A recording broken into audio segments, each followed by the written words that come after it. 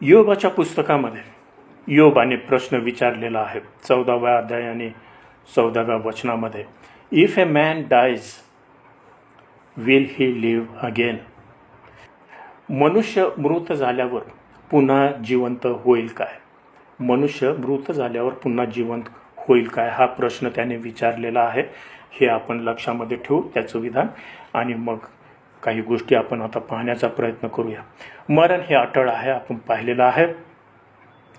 ते असं सांगतात की दर सेकंदाला एक व्यक्ती कुठंतरी जगामध्ये मरत असते.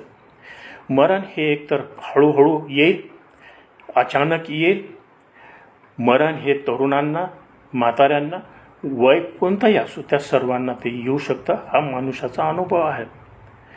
आणि ही मरणाची निश्चितता आपल्याला आपले जे सर्व कब्रस्थानं आहेत, सेमिट्रीज आहेत, त्याच्यावरून दिसून येते की ह्या ठिकाणी आपल्याला एक दिवस जायचं आहे. मरण हे अटळ आहे हे पटवून देण्यासाठी काही वेळ घेण्याची गरज नाही. ते आपल्या भोवती आहे, सर्वांना ज्ञात आहे. एक दिवस व्यक्ती मरणार आहे.